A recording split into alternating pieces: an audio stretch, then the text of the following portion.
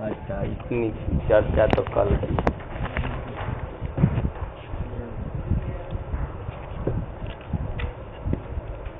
पितृ, पितृ शब्द का रूप चलाते हैं पिता, पितारव की पितरव, पितरव चलता है, ध्यान रखिए, पितारव नहीं होता है ना, ध्यान रखेंगे। हाँ, धात्री का तो धाता धातारव चलता है ना, तब पिता पितरव, पितरव पितरम पितरव पितृन बनता है, पितृन बनता है। कहाँ पितृन बनता है? सस में बनता है ना पितृन।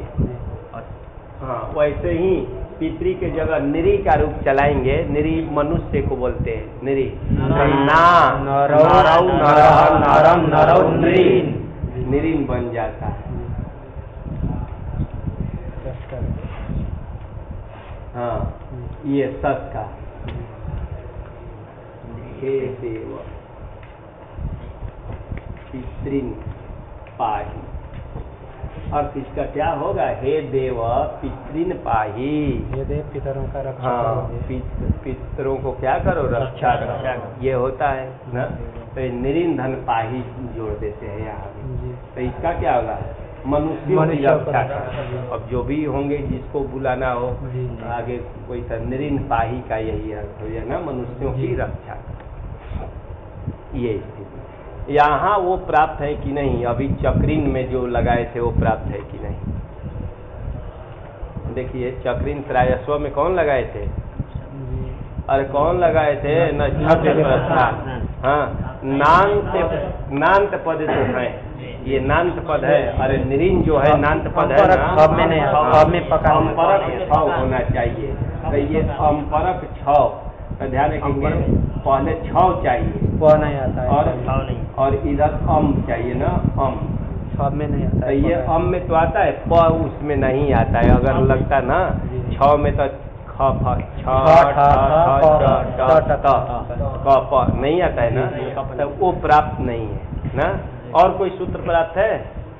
और देखिए कोई प्राप्त हो तो ये पद है भाई, निरीन जो है पद है, इसलिए दिखा दिया कि ये जैसे पद होता है ना पितृन, वैसे ये भी पद है। और आगे इधर घसक जाए, थोड़ा थोड़ा घसक जाए, तो जाने के तो कौन सा सूत्र प्राप्त है? पीछे का हल संधि खत्म हो गया जी, बताइए कोई और संधि। हाँ, नष्टा पदार्थ, न से मत च अपदार्थ, ये अपदार्थ का है निरीन। हाँ, निरीन इसीलिए बार बार बोल रहा हूँ कि पद है, इसलिए कि आप लोग को कहीं वहाँ मत ध्यान चल जाए। हाँ, कि इसलिए पद दिखा रहा हूँ ना, तो वो भी प्राप्त नहीं है ना, कोई सूत्र प्राप्त नहीं है ना।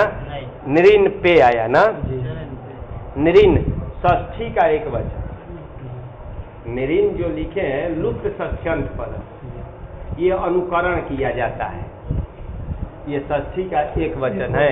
नहीं तो निरीन में अर्थ लाते ना तो निरीनः बनता। अनुकरण तो किसी का कर सकते हैं ना, डायलॉग का अनुकरण करते ही हैं। कोई बोला ओम नमो नारायण जाकर के बोल देना, तो जाकर बोलते ना कि आपको ओम नमो नारायण बोले, तो वो क्या हो गया? अनुकरण ही हो गया। चाहे अनुकरण व्यक्त का भी अनुकरण किया जाता है, अव्यक्त का ना।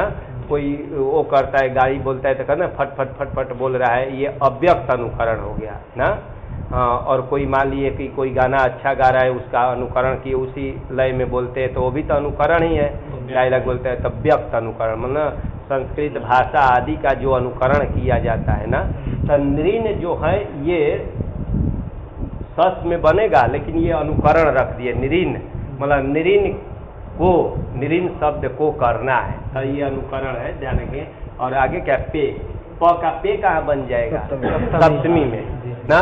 तो सूत्र का अर्थ होगा निरीन के स्थान में प परे रहते, यही हो गया ना। प मतलब प परे रहते, सूत्र का इतना अर्थ हो रहा है, क्योंकि षष्ठी होता है तो उसके स्थान कर देते ना। अब जो करना होगा वो प्रथमांत नहीं है, किसी से लाया जाए। तो देखिए वृत्ति में लिख दिए निरीन इति अस्य, निरीन मतलब इस समुदाय को ना, ये निरीन इति अस्य शब्दस्य, निरीन शब्द को रूरवा पे, शॉर्ट में ले, रूहु वा स्यात पे परे, यही तो हो जाएगा। हाँ, बोला अर्थ क्या होगा? निरीन इतियस शब्दस्य रूहु वा स्यात पे परे, क्या हो जाएगा?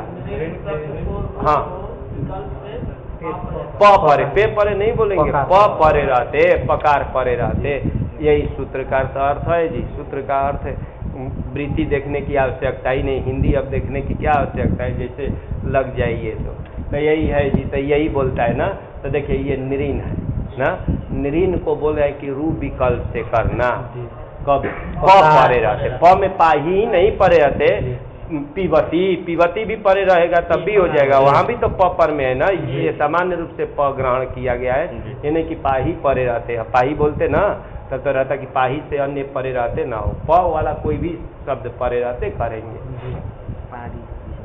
तब पूरे को प्राप्त है ना। लेकिन करे कि कौन आएगा अलोन्त्या से, अलोन्त्या करके किसको करेगा, नकार, नकार को करेगा,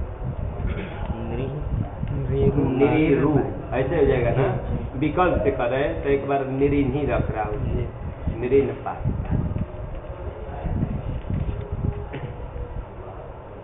चलिए ये कर दिए, ये भी रूप प्रकरण इसी रूप प्रकरण में है क्या, ये रूप कर रहा है इसी रूप प्रकरण में, हाँ इसी में ना 8(3) के अंतर्गत होना चाहिए।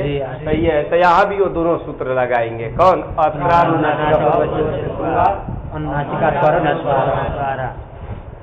तो ध्यान रखेंगे, एक बार में ये कर देना अनुनासिक पाई, और एक बार में ये हो जाएगा ना। देखा निरीर पाही और निरीर पाही, ये हो जाएगा। अब यहाँ भी किया जाए, विसर्ग किया जाए ना, खर वसानी, और सब पुराना है वैसी, खरी अवसाने च पदांत रेफा से विसर्ग, खर परे हो अथवा अवसान में, तो खर पर में ना ये पदांत रेफा ही इसको विसर्ग कर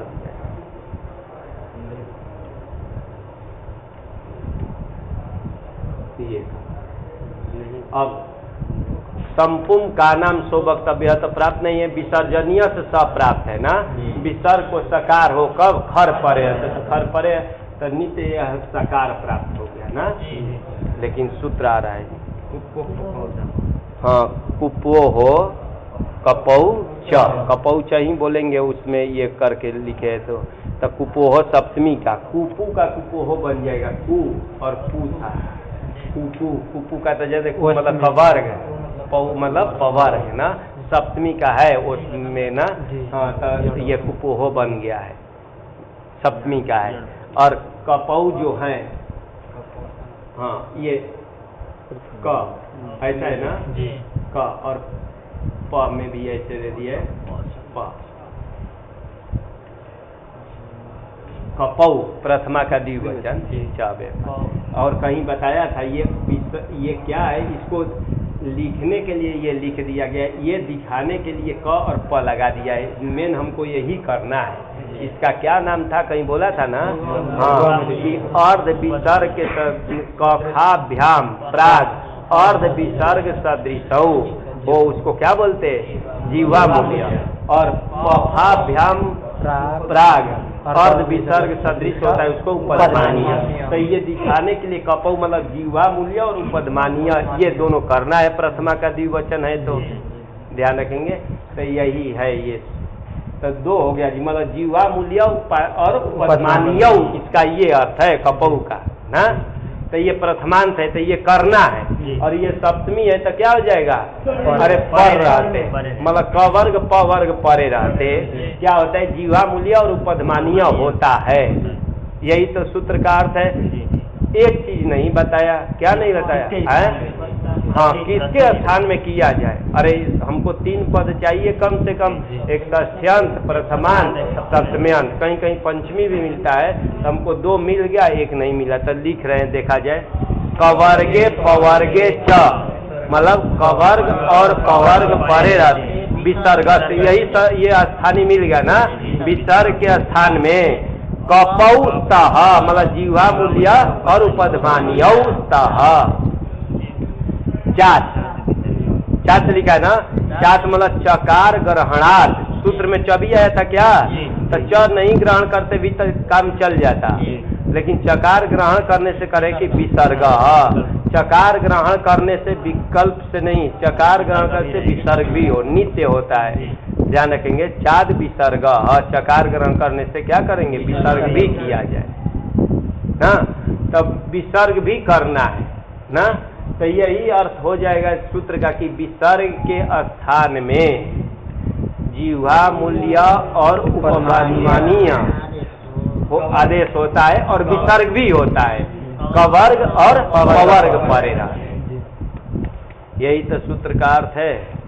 तो चले देखते हैं, यहाँ पवर्ग परे है ना, पवर्ग परे है, तो ये विसर्ग के स्थान में तो यहाँ जीवा मूल्य किया जाए कि उपधमानीय करेंगे? उपधमानीय। क्योंकि हम लोग जानते हैं कि क वर्ग अगर होगा ना, क फ से पहले जो होता है उसका नाम क्या होता है? जीवा मूल्य। और प फ से पहले होगा उपधमानीय। तो यहाँ उपधमानीय करना है ना। तो एक बार करना है, तो इसको अर्ध विसर्ग के सदृश बना दिया जाए विसर्ग को। और एक बार नहीं करेंगे, एक बार विसर्ग किया जाए ना, ये हो जाएगा पाई। इसका दो रूप हो गया ना। इसमें भी देखा जाए, ये अनुस्वार वाला में भी एक बार क्या कर दे? उपधमानीय कर देता, और एक बार क्या करेंगे? विसर्ग करेंगे। ये हो जाएगा ना, तो ये बन जाएगा। बोलेंगे वही निरिन पाही, निरिन पाही, निरिन पाही, निरिन पाही, निरिन, थोड़ा थोड़ा अंतर होगा। यही 5 रूप बन गया। यही तो बनाए होंगे ना 5। ध्यान रखेंगे कि पहला निरिन पाई, ये कौन वाला दिए है? पहला हाँ, उपधमानीय वाला और अनुनासिक वाला, अनुनासिक पक्ष में। फिर निरिन पाई, ये विसर्ग वाला ना अनुनासिक पक्ष में। और हाँ, उसके बाद में है अनुस्वार वाला ना। अनुस्वार वाला में ऐसे ही लिखे ना, ध्यान रखेंगे कि यहाँ ये देखिए ना कि वो उसके बाद में विसर्ग भी दिए है क्या? ऐसे तो नहीं लिखे है ना किसी में, देखा ऐसे करके ऐसे और फिर ऐसे तो नहीं लिखा है ना। नहीं पाई ऐसे किसी में नहीं है ना। नहीं। हाँ, ध्यान रखेंगे क्योंकि हमारी पुस्तक में है वैसा। गलती से ये छप गया था, ये छपा गया है, ये नहीं इसमें होना चाहिए। अरे साथ साथ थोड़े दोनों होगा।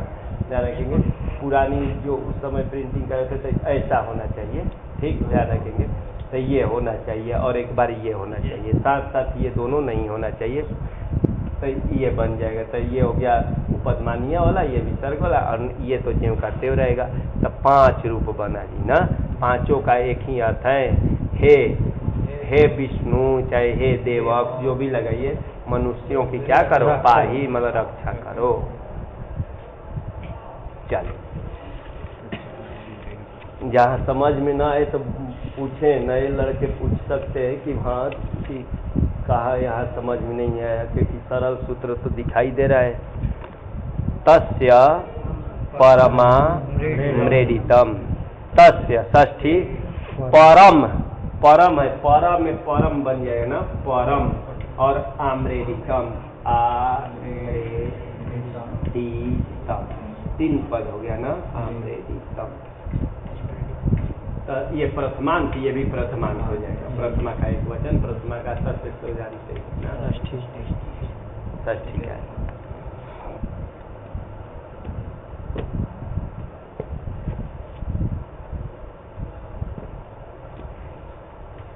कान शब्द है,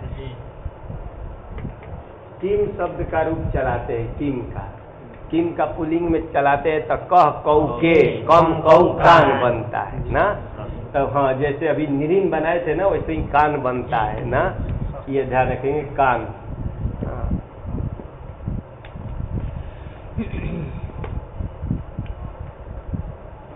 कान, ताडयति, देवदत्त, देवदत्त कान ताडयति, क्या अर्थ होगा? क्या?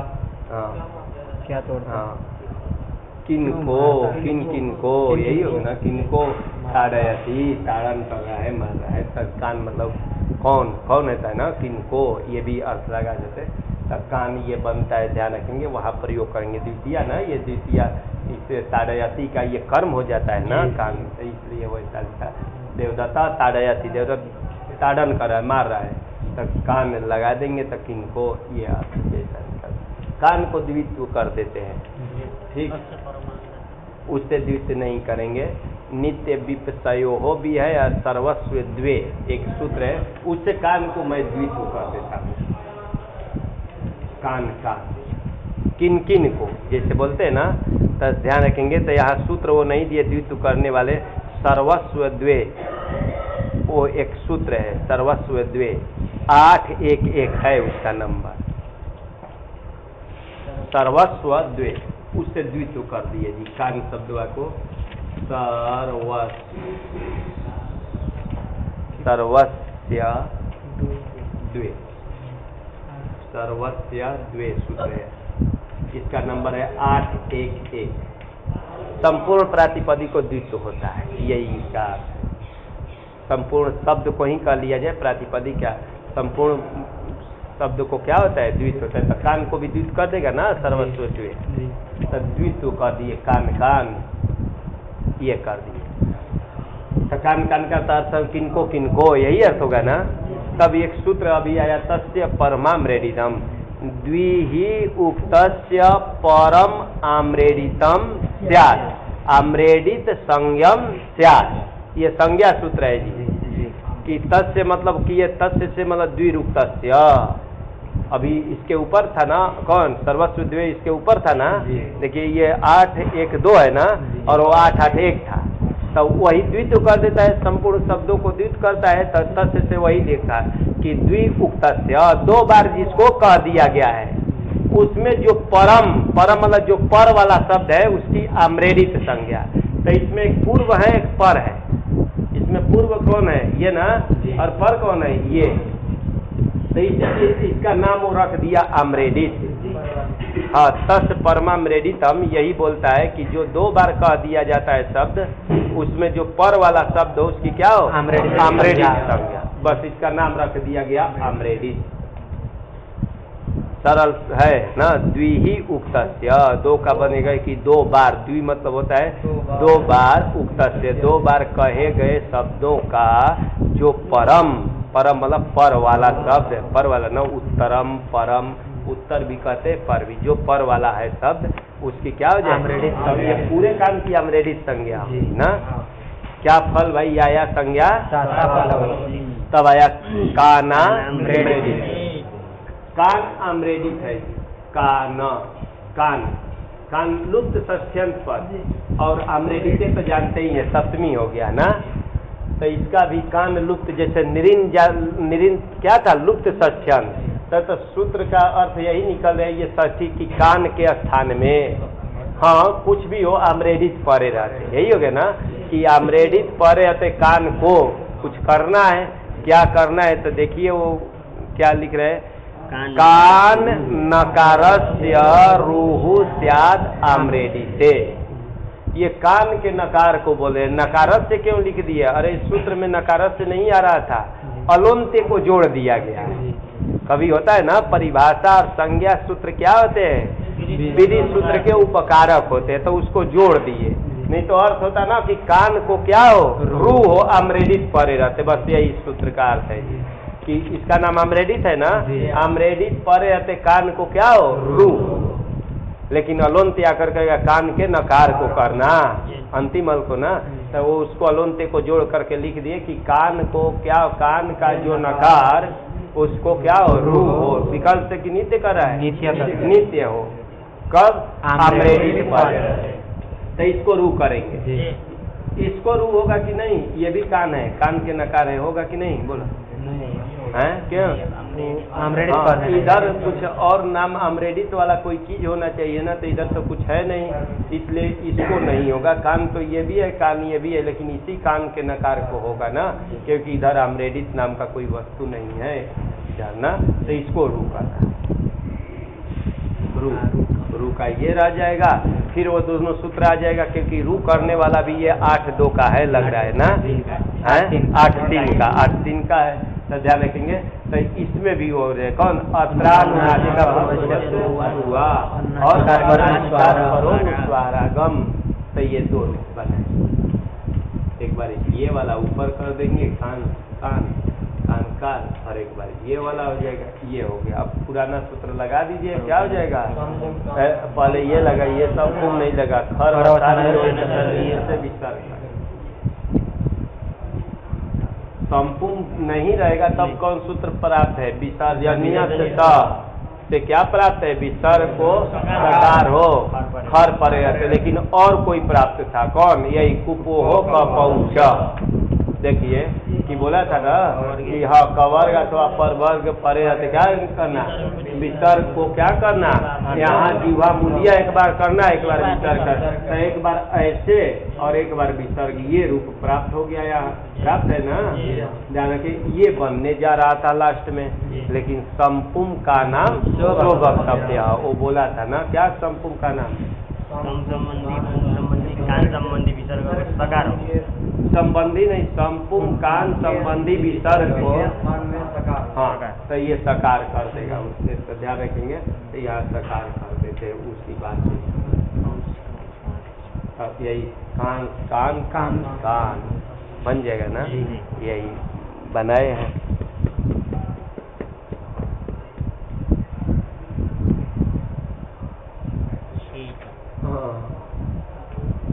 रामः करोति और रामः पीबति, ये विसर्ग वाला रूप लिखा यहाँ, मान लिए रामस था ना, स था ना, सु था, इसको मान लिए स सजुसोरु से रू कर देता हूँ, आने वाला है रू कर दी, संधि कीजिए यहाँ क्या अब होगा, मतलब ससजु शुरू आपको नहीं है इसलिए रामर कर दिया। अब बताइए यहाँ कौन कौन सूत्र लगेगा, संधि खत्म हो, चलिए जी रामर पीवती बना दिए, क्या किया जाए, खर वसान योर विसर्जनीय से क्या हो जाएगा, होगा ना कि खरी अवसाने चपदांत रेप है विसर्ग है राम। अब कौन संधि हो, विसर्जनीय से सब प्राप्त है। हाँ तो उसका अपवाद है कुपोह का पहुंचा, ध्यान रखिए उसका अपवाद है ना, दोनों त्रिपादी है क्या, दोनों त्रिपादी है, ध्यान देखेंगे, कुपोह का पहुंचा विसर्जनीय से दोनों है ना त्रिपादी। तो यहाँ कौन सा लगाएंगे, दोनों का नंबर देख करके देखिए। हाँ विसर्जनीय तक क्या नंबर है उसका, 8-3-34 है ना, और हाँ तब पूर्व वाला सिद्ध है, लेकिन ये अपवाद माना जाता है। अपवाद क्या होता है, उसका भी बलवान होता है, पूर्व पर नित्य अंतरंग अपवादा नाम उत्तरोत्तरम बलिया, अपवाद सबसे बलवान सूत्र होता है ना, पूर्व की अपेक्षा पर होता है, मतलब वो विप्रतिषेध में लगाते हैं, पर की अपेक्षा पूर्व पर नित्य की अपेक्षा अंतरंग, अंतरंग की अपेक्षा अपवाद, और यही क्रम ही नहीं है, उसमें भी अगर एक नित्य हो और एक अपवाद हो तो कौन बलवान होगा, उत्तर वाला बलवान होता है, ध्यान रखेंगे। तो ये अपवाद सूत्र है, कौन, कुपोह का पहुंचा, तो उसका बाध करेगा, ध्यान रखेंगे, नहीं तो ये भ्रम मत कीजिएगा कि यहाँ वही लगाया जाए, क्योंकि पूर्वोत्तरा सिद्धम तो बोला है, त्रिपाद्याम अपि पूर्वम प्रति परम शास्त्रम असिद्धम बोला है ना, तो ये तो उसकी दृष्टि में असिद्ध होगा, लेकिन असिद्ध इसलिए नहीं होगा क्योंकि इसको जगह दो ही जगह है जी, यही पीवती ना, और कौन, फलती मान लिए वृक्ष फलती कर देंगे, वृक्ष फलती, और राम करोति राम खनति,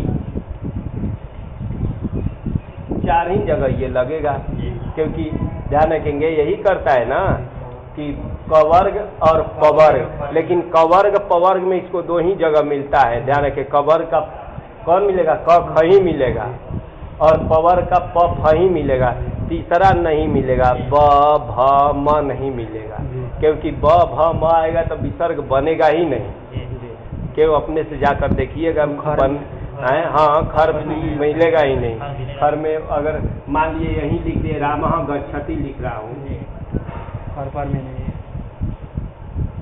भी नहीं, राम गच्छति न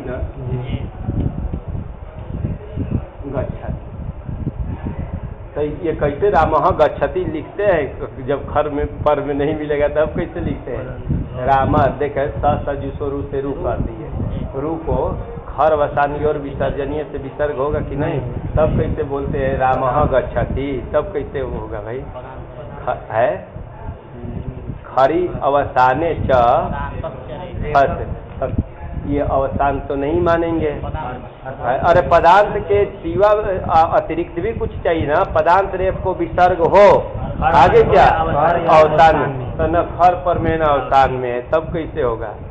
ठीक, तो ये क्या करते हैं ना, अलग पहले रामः बना करके, रामः पहले बना लेते हैं और बाद में गच्छति के साथ जोड़ दिया जाता है। हाँ, ध्यान रखेंगे, नहीं तो बनेगा नहीं, ध्यान रखेंगे।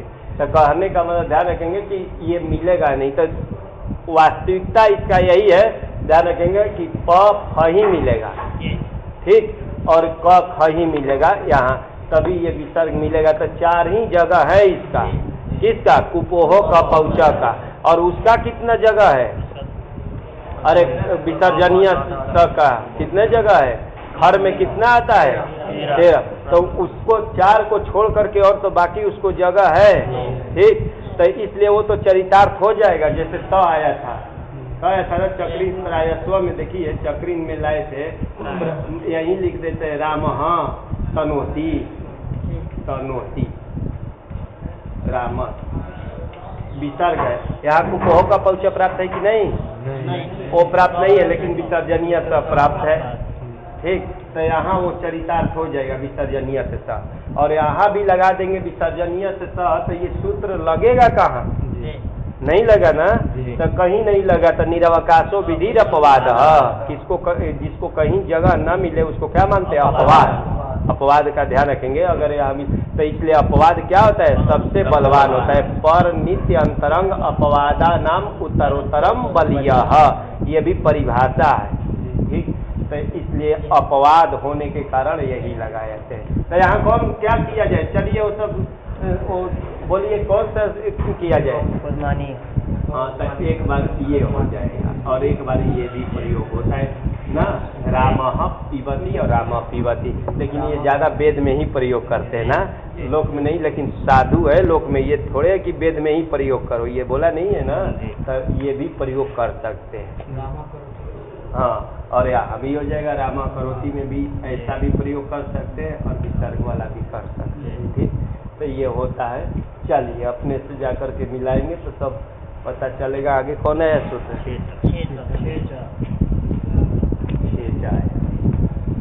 शिव की छाया, शिव की छत्र छाया में कहते हैं ना, पल रहे हैं हम लोग, तो शिवस्य छाया समाप्त कर देंगे ना, शिवस्य छाया ना, तो शिव की छाया, छत्र छाया जैसे बोलते हैं ना, तो वैसे तो यहाँ समाप्त कर दिए, तो ये षष्ठी का क्या हो गया? लोप हो गया है, तो शिव छाया रखा ना।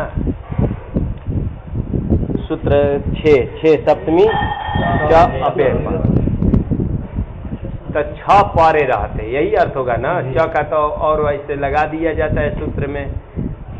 हरस्व से 6 तुक, हरस्व से षष्ठी, 6 सप्तमी, तुक प्रथमान, और कीत उत होता है, तुक कित है ना, कीत टीत ये सब आगम होता है ना, तो क्या सूत्र का अर्थ होगा?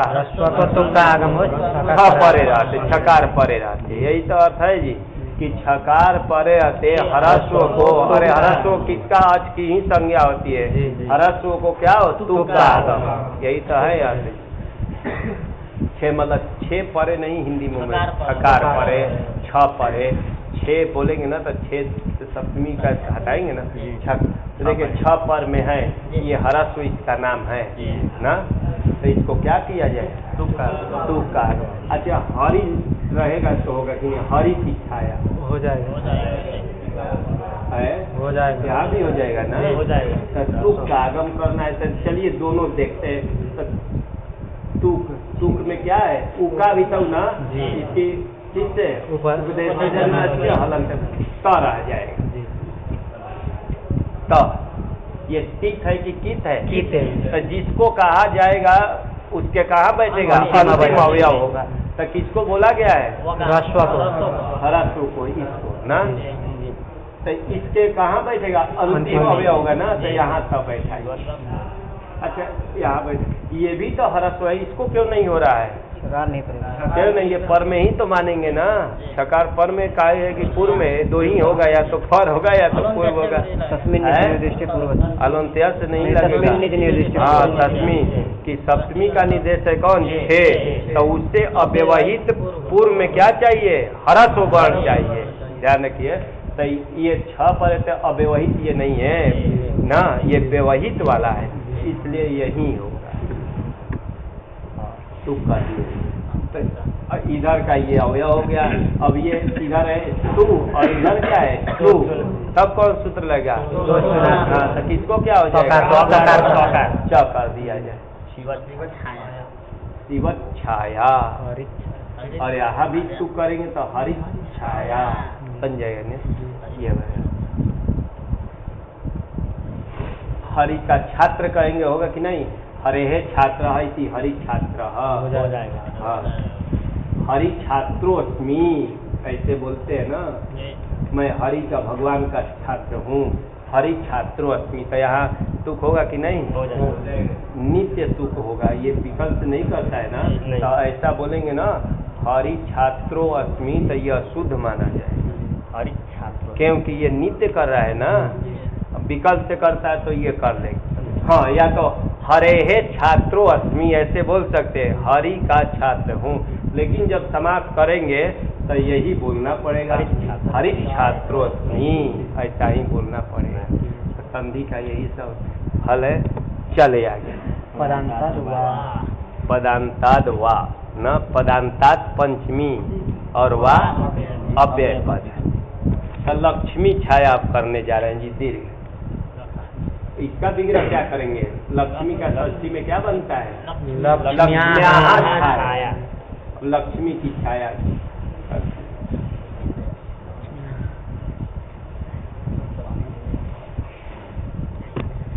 गौरी की भी छाया कर सकते हैं, गौरी की छाया, गौरयाः छाया, चाहे गौरयाः छाया ही क्या करेंगे, गौरयाः छात्र, ये कर।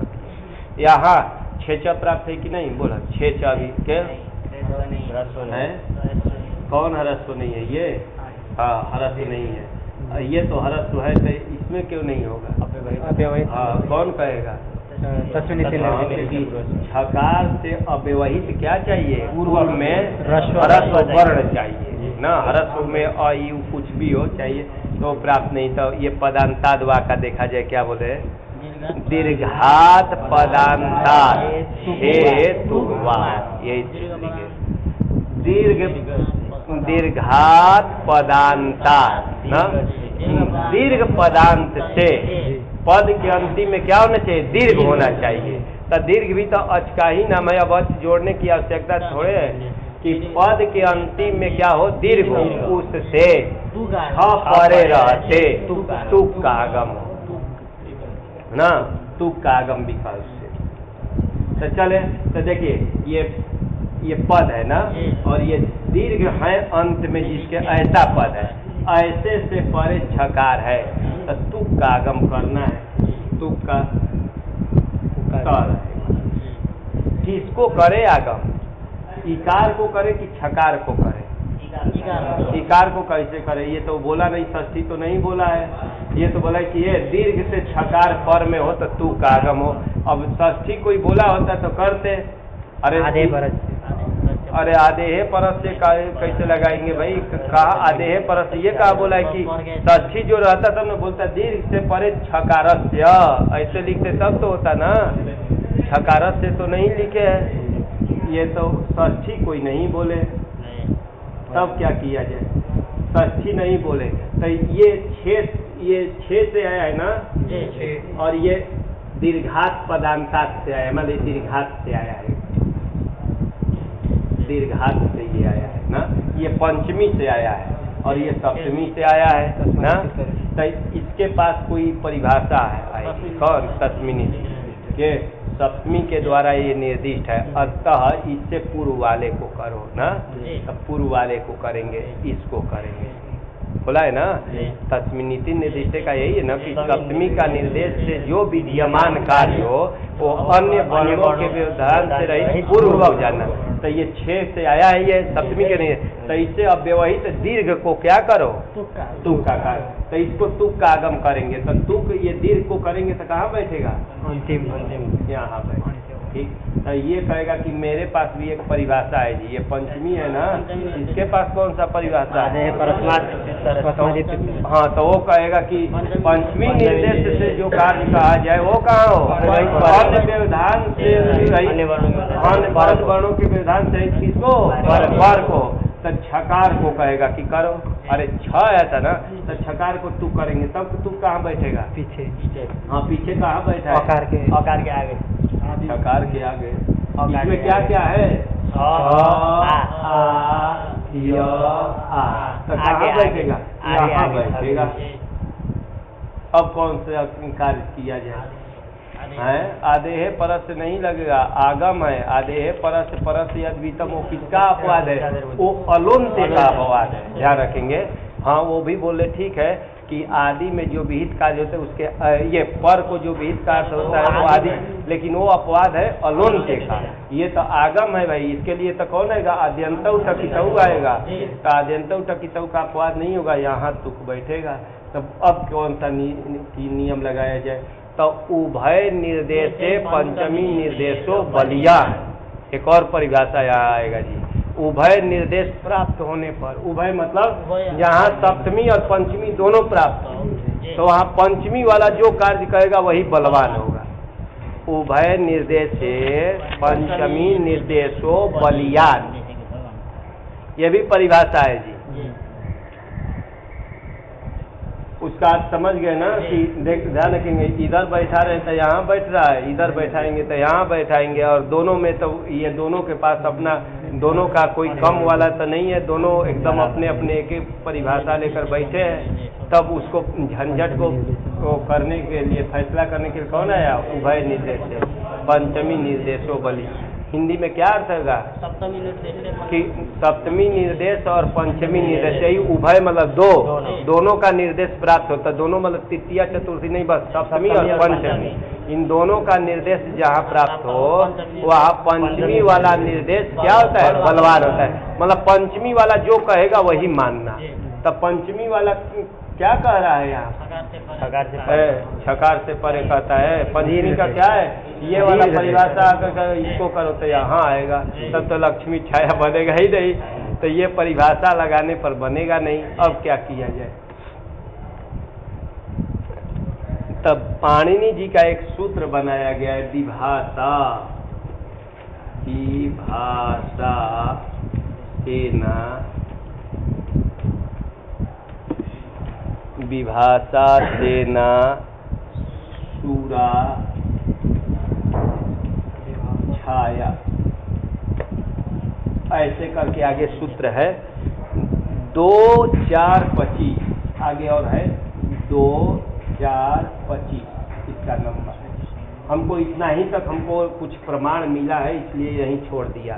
ठीक, कि ये सूत्र है विभाषा सेना सूरा छाया। ठीक, तो यहाँ पाणिनि जी ने ये सूत्र में ये तुक का आगम किए हैं। अगर यहाँ तुक करते तो देखिए ये क्या बन जाता? क्या बन जाता? छ होता ना, तो यहाँ मान लीजिए कि इसमें कोई संधि भी प्राप्त है क्या? देखो इसमें, हाँ, तो क्या कर देते इसको? चकार कर दे। कोई निषेध तो नहीं करेगा ना, ध्यान रखिए, निषेध पर ध्यान रख के बोल। तो ऐसा बनता है छ चाया, ऐसा बनता ना, छ चाया बनता ना, लक्ष्मी छ चाया ऐसा बनता। लेकिन यहाँ पाणिनि जी सूत्र में क्या किए? सूरा च, यहाँ च रखे छाया, छ चाया नहीं बनाए हैं। तो किसको तुक का आगम किए हैं? ये छकार को किए हैं कि दीर्घ को किए हैं? दीर्घ को किए हैं। तो वो इस नियम को नहीं माने हैं। कौन? उभय निर्देशे पंचमी निर्देशो बलियान यहाँ नहीं लगाया गया है। तो यहाँ इससे ज्ञापन हमको मिल रहा है पाणिनि जी के सूत्र से कि किसको करना? दीर्घ वर्ण को ही करना है।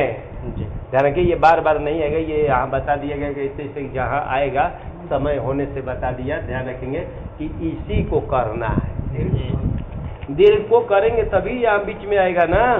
ये पाणिनि जी किए, अगर इसको करते तो तू क्या करके छाया बनता, लेकिन वो यहाँ इसको किए है, ये भी तो दीर्घ है। देखिए दीर्घ पदांत ये ना दीर्घ जो है पदांत उससे परे छ है, तब तू कागम इस दीर्घ को करेंगे तब तू कहाँ बैठेगा, यहाँ बैठेगा ना, तब बैठेगा। और इसको चुतु कर देंगे तो ऐसे हो गया है। तो वो इसको किए है, इसका मतलब वो क्या नहीं माने हैं, उभय निर्देश पंचमी निर्देश यहाँ नहीं माना गया है। कहाँ पदांताद वा में, तो वहाँ तब उसका दीर्घात वा का ये पदांताद वा में उसको पंचमी को षष्ठी में बदल दिया जाए ना, तो क्या होगा, दीर्घस्य पदांतस्य छेस्तुग्वा, ये हो जाएगा वास्तव में अर्थ ये।